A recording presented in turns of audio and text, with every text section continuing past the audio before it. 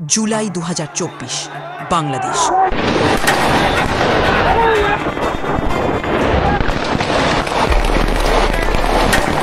কোটা আন্দোলন থেকে শুরু সরকার পতনের আন্দোলন তীব্র হয়ে ওঠে।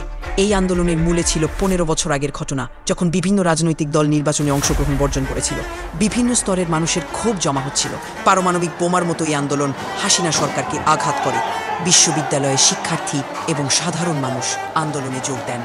পুলিশ তাদেরকে বিভিন্নভাবে হুমকি দেয় এবং পিছু হটার জন্য চাপ প্রয়োগ করে। আবু সাঈদ সাহসীভাবে পুলিশের সামনে এসে দুহাত তুলে প্রতিরোধের প্রতীক হন। সাহসিকতার পরিচয় দেন, দেখিয়ে দেন যে পুলিশ জনগণের ঊর্ধ্বে নয়। কিন্তু যখন পুলিশ সত্যিকার অর্থে গুলি চালায়, আশেপাশের হাজারো মানুষ হতবাক হয়ে যায় এবং আবু সাঈদ মাটিতে লুটিয়ে পড়েন।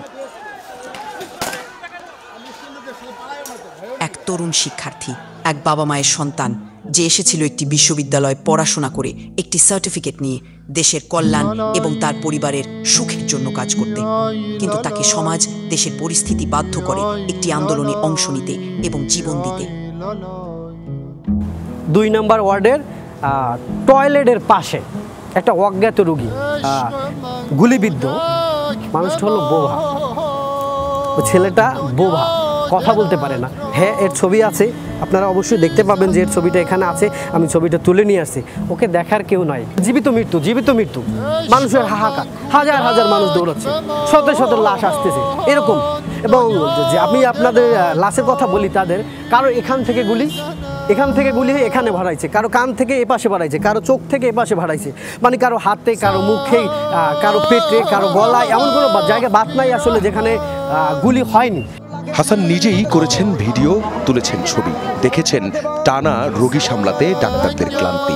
হেলিকপ্টার দিয়ে গুলি ফায়ার করছে। এগুলো আমাদের দুইটা বাচ্চা মারা গেছে, একটা ১৫ বছরের আর একটা ১২ বছরের। এখনো গুলি করছে, 3 জন চোখের সামনে হাতে গুলি করছে, এখনো আসলো। এই যে আমার সামনে রক্তাক্ত অবস্থায়, এখনো রক্ত ভালো। আহতদের নিয়ে আশপাশের বিভিন্ন হাসপাতালে ছুটোছুটি করতে থাকে সাধারণ মানুষ। স্পটেই যারা প্রাণ হারান তাদের মরদেহ ঘিরে আরো উত্তপ্ত হয় পরিস্থিতি। এদের কোনো দয়া নাই ভাই। কেউ এখনো খুঁজে পাচ্ছেন না প্রিয় সন্তানের দেহটা। আন্দোলনের সময় আমার ফোন দিছিল, আমি উত্তরা গিয়েছি ওর বিষয়তে। আমার সন্তান মিলে দাও।